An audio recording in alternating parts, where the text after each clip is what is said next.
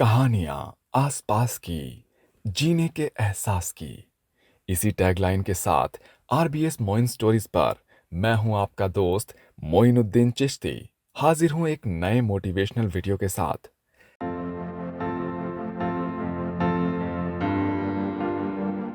सफलता की ये कहानी राजस्थान के जोधपुर में रहने वाले शिक्षाविद प्रसन्नपुरी गोस्वामी जी की है। 1985 से वृक्षारोपण और पर्यावरण संरक्षण से जुड़े शिक्षाविद प्रसन्नपुरी गोस्वामी जी आज किसी परिचय के मोहताज नहीं हैं। मेरा नाम प्रसन्नपुरी गोस्वामी है और मैं जोधपुर शहर के भीतरी भाग के अंदर जसवंतथड़े की घाटी खेजड़ी के चौक में मेरा आवास है। वैसे मैं पैसे से अध्यापक रहा हूँ और प्रधानाचार्य के पद से मैं सेवानिवृत्त हुआ हूँ। एक पर्यावरण प्रेमी के नाते उन्होंने जो कार्य किए हैं, चाहे अनचाहे उसे पूरी दुनिया के लोग देख पाते हैं। ये कार्य जो है 1985 से शुरू हुआ। आज मैं 75 वर्ष की आयु में भी बराबर नियमित रूप से इन पौधों की देखभाल करता हूँ। पहाड़ों पर चढ़ता हूँ, उनमें खाद खुद भी लगाता हूँ और उनको पानी पिलाने का भी काम सहजता के साथ करता हूँ। आपको ये आश्चर्य होगा कि ये 75 वर्ष के अंदर पहाड़ों में कैसे चढ़ जाता है। तो मेरी ऊर्जा का जो स्रोत है वो है इन पौधों में बसी हुई मेरे बच्चे की जो आत्मा है, वो मुझे भीतर से इंस्पायर करती है और इन पौधों द्वारा जो प्राणवायु का सृजन किया जाता है, वो प्राणवायु ही मेरी शक्ति का, मेरी ऊर्जा का एक मुख्य आधार है। जोधपुर के ऐतिहासिक महत्व वाले मेहरानगढ़ किले के नजदीक रहने वाले प्रसन्नपुरी गोस्वामी ने एक शिक्षक की भूमिका का बखूबी निर्वहन किया है।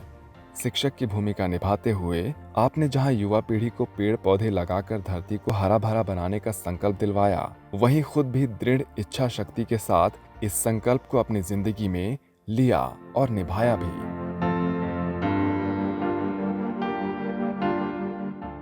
ये जो आप ग्रीनरी, हरियाली जो देख रहे हैं, इस हरियाली का सृजन का श्री गणेश मैंने शिव संकल्प लेकर के एक दृढ़ इच्छा शक्ति के साथ 1985 के अंदर प्रारंभ किया था।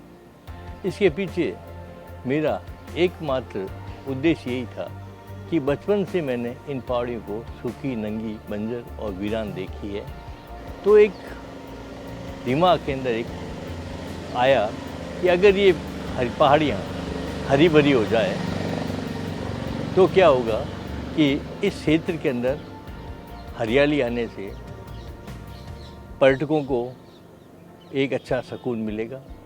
साथ ही साथ ये पहाड़ियाँ जो गर्मी के अंदर एक प्रकार से शहर को गर्म करने के लिए हॉट प्लेट के रूप में काम करती है, वो एक प्राणवायु जोन के अंदर जो है बदल जाएगी और शहर के लिए एक फेफड़े का काम करेगी।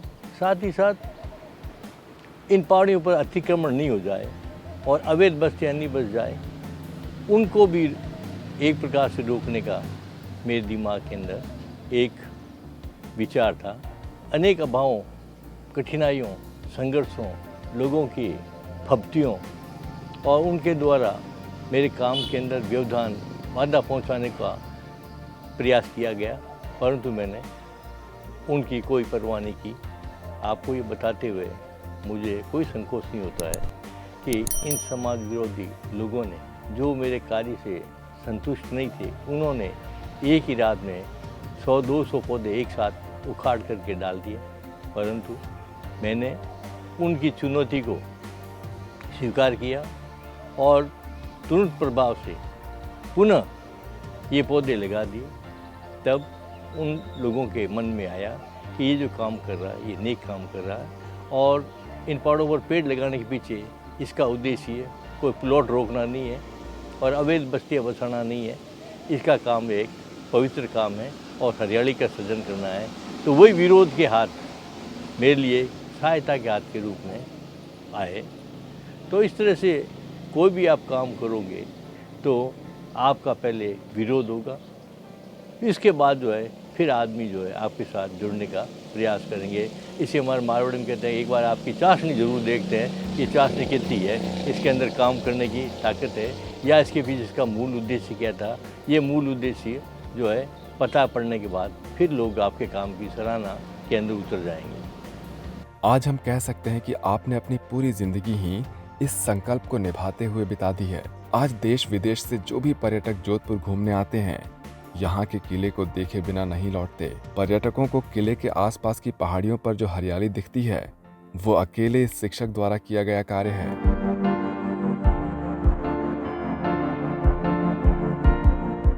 सौंदर्यीकरण के ऊपर और कुछ जो है स्थानीय पौधों पर और छायादार वृक्षों के ऊपर ज़्यादा बल दिया, क्योंकि छायादार पौधे होंगे तो कोई भी पर्यटक इस सड़क के किनारे किनारे निकलेगा तो कुछ समय के लिए अपना विश्राम कर सकता है। और फूलों के पौधे होंगे तो एक प्रकार का इस सड़क और इस पहाड़ी का जो है सौंदर्यीकरण होगा। तो हमारे मेहरानगढ़ जो विश्व प्रसिद्ध एक मोनूमेंट है जिस पर हमें गर्व है, उसके सौंदर्यीकरण के अंदर 4 चांद लग जाएंगे। तो ये उद्देश्य रहा। और यहाँ पर मैंने फूलों के, फलों के और जो है छायादार और झाड़ियाँ, इन सारे प्रकार के पौधे लगाए। ये पूरा क्षेत्र जो है 15 हेक्टेयर का क्षेत्र रहा। 2008 के अंदर जब मेरा रिटायरमेंट हुआ, मेरी सेवानिवृत्ति हुई, तो मेरे दिमाग में एक प्रश्न और आया कि सिंगोड़ाबाड़ी के बाद जो एक देवगुण वन खंड का एक छोटा सा भूभाग है, जो अतिक्रमण कार्य के लिए एक जो है एंट्री पॉइंट हो सकता है। और इससे क्या होगा कि जब ये अतिक्रमण के अंदर आ जाएगा तो रानीसर पदमसर की जो नहरें हैं उनका विनाश हो जाएगा। किले का जो परकोटा है, शहर का जो परकोटा है, उसको ही तोड़ करके लोग घरों का निर्माण करने के लिए पत्थरों का उपयोग कर लेंगे। तो ये ऐतिहासिक धरोहर भी ख़त्म हो सकती है। तो सोचा मैंने कि मेरे पास अभी 10-15 साल का और ऊर्जा है, तो इस ऊर्जा का क्यों नहीं एक नए क्षेत्र का विकास करने के लिए किया जाए। तो वन विभाग से मिलकर के 7 हेक्टेयर के क्षेत्र के अंदर मैंने औषधि उद्यान लगाने का प्रयास किया। इस औषधि उद्यान के अंदर मैंने 130 तरह की स्थानीय औषधियाँ और जड़ी बूटियाँ, झाड़ियाँ, पेड़ ये यहाँ लगाए और कम से कम 1500 पौधे आज इन 11 सालों के अंदर जो है लहलहा रहे हैं। वृक्षारोपण के इस कार्य के चलते वन्य जीव, पशु पक्षी और जल संरक्षण के कार्य तो बोनस रूप में स्वतः ही हो गए हैं। थोड़ी कोहलाल से हटकर की ये क्षेत्र आया हुआ, तो यहाँ पर पक्षियों की, चिड़ियाँ जो इस क्षेत्र के अंदर नहीं आती थी उसकी भरमार हो गई है। आज 195 तरह की चिड़ियाँ इस क्षेत्र में चहचहाट करती है। और जो वाइल्ड लाइफ किसी ज़माने के अंदर इस क्षेत्र के अंदर थी पुराने काल में, वो पुनः लौट कर आई। तो एक प्रकार से इस क्षेत्र का जो है इकोसिस्टम डेवलप हुआ है और पारिस्थितिक तंत्र के अंदर एक संतुलन हुआ और ये हरियाली से आच्छादित क्षेत्र बन गया है। मेरी जो दिनचर्या जो रहती है वो सवेरे में 6 बजे आता हूँ। आने के पश्चात कुछ देर व्यायाम और करता हूँ। व्यायाम करने के पश्चात इस पूरे परिक्षेत्र का एक चक्कर लगाता हूँ कि रात के अंदर किसी प्रकार का कोई नुकसान तो नहीं हुआ। इसके बाद जो है मैं इन पौधों की देखभाल के अंदर जुड़ जाता हूँ। कचरा साफ करना है, उन पौधों में खुरपी लगानी है और साथ ही साथ जो पौधे पानी की जिनकी आवश्यकता है उनको पानी पिलाने का भी कार्य जारों के द्वारा, जरीकन के द्वारा मैं भर करके उनको कंधे पर उठा लाद करके उन पौधों तक पहुंचता हूं। नज़दीक के पौधों को तो मैं जो है पाइप से पिला सकता हूं, परंतु जहां पर पानी की लाइन नहीं पहुंच सकती है, पानी का पाइप नहीं पहुंच रहा है, वहां पर मैं अपने कंधे पर इनको उठा करके जाता हूं और उनको पानी पिलाता हूं ताकि वो 3 साल के बाद अपने पाँव पर खड़े हो जाएं। तो 3 साल तक इन पौधों की मैं नियमित रूप से देखभाल करता हूं और फिर सवेरे 9 बजे अपने घर की तरफ प्रस्थान करता हूं और दैनिक क्रियाओं से निवृत्त होने के बाद फिर आराम करता हूं और शाम को पुनः 4 बजे इनकी सेवा के अंदर आ जाता हूँ। सेवानिवृत्ति के बाद समय पास कहाँ करें, अपना समय कहाँ व्यतीत करें, एक बड़ा प्रश्न उनके सामने उपस्थित रहता है और मेरे लिए तो ये समय कम पड़ता है। इसलिए मेरा तो लोगों से अनुरोध है कि सेवानिवृत्ति के बाद ज़्यादा नहीं कुछ कर सकते हैं तो 5 पेड़ ही गोद ले लें। उन पेड़ों की सेवा के अंदर ही वे अपना आसानी से अपना दिन या अपना समय व्यतीत कर सकते हैं। व्यर्थ के अंदर घर के बाहर बैठ कर के लोगों से उलझुल बातें करने की अपेक्षा पेड़ों की सेवा करेंगे तो वो अपने और अपने परिवार के लिए, अपने लोगों के लिए कुछ प्राणवायु का सृजन कर सकते हैं। क्योंकि इस कोरोना काल ने लोगों को ऑक्सीजन का महत्व बता दिया है।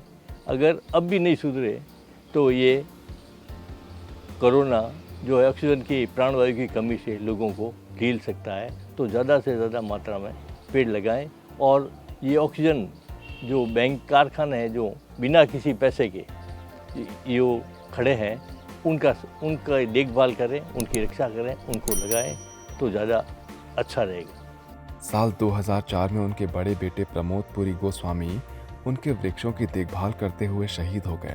प्रसन्न पुरी ने हर हाल में प्रसन्न रहते हुए इसे ईश्वर का निर्णय मानकर खुद को कभी अपने कार्य से बिल्कुल दूर नहीं किया। आज वो दुगनी ऊर्जा से इन पहाड़ों पर फूल खिला रहे हैं। 2004 के अंदर मेरा जो है प्रमोशन एज ए प्रधानाचार्य जालोर ज़िले के सांचौर क्षेत्र के अंदर हेमागुड़ा गांव के अंदर हुआ। तो इस काम का दायित्व मैंने अपने बड़े पुत्र प्रमोद पुरी गोस्वामी को ये कह कर के सौंपा कि मैं हर सैटरडे को आऊँगा और तब तक आप इन पौधों की जिम्मेवारी अपने कंधों पर लें। परंतु साथ में मैंने उनको ये भी निर्देश दिया कि आप पौधों की देखभाल करेंगे, उनका जो है पानी पिलाने का काम करेंगे और देखभाल करेंगे, परंतु किसी प्रकार से इनके ऊपर पेस्टिसाइड का उपयोग नहीं करेंगे, चाहे वो जल जाए चाहे कुछ भी हो जाए। परंतु मेरे बच्चे ने को ये कुछ पौधे जो थे वो रोगग्रस्त होने के कारण उनकी दुर्दशा देखी नहीं गई और उसने मेरे आदेशों की अवहेलना करते हुए उन पौधों पर पेस्टिसाइड छिड़कना प्रारंभ किया। चूँकि उनको इन दवाइयों को छिड़कने का ज़्यादा अनुभव नहीं था और हवा की विपरीत दशा के अंदर खड़े हो गए, जिसका दुष्परिणाम भी हुआ। उनके नाक के अंदर जो है पेस्टिसाइड का दवाएं जो स्प्रे करने के कारण धीरे धीरे नाक के अंदर जाने लगी और उनका जो है इस क्षेत्र इस स्थान के ऊपर जो है बेहोशी की हालत में हुए। तब उनको हॉस्पिटल ले जाया गया, परंतु दुर्भाग्यवश ये उनको हम बचा नहीं सके और इस घटना ने मुझे भीतर तक जो है एक प्रकार से झंझोड़ दिया कि तूने जिनके लिए समाज सेवा के लिए पेड़ों के लिए जो कार्य किया, आज वे तेरे के लड़के को बचा नहीं सके। तो एक प्रकार से मेरा जो पूरा मन जो था विचलित हुआ और मुझे मेरे मन में कुछ क्षणों के लिए एक पलायनवादी रुख दृष्टिकोण उत्पन्न हुआ। परंतु दूसरे क्षण ये आया कि तू इस पुत्र के जाने का ज़्यादा गम मत कर, क्योंकि ये तो तेरा एक पुत्र गया है, पर तेरे पुत्र ने जिन पौधों की रक्षा के लिए प्रयास किया उनकी जिम्मेवारी अपने कंधों पर ओढ़ और इन पौधों के अंदर अपने पुत्र का अक्ष देख और उनको बचाने का काम कर। तो वो जो मेरा पलायनवादी दृष्टिकोण था वो एक प्रकार से पुनः मेरे मन में उत्पन्न हुआ और पुनः इन पौधों की रक्षा के लिए मैं पुनः सक्रिय हुआ।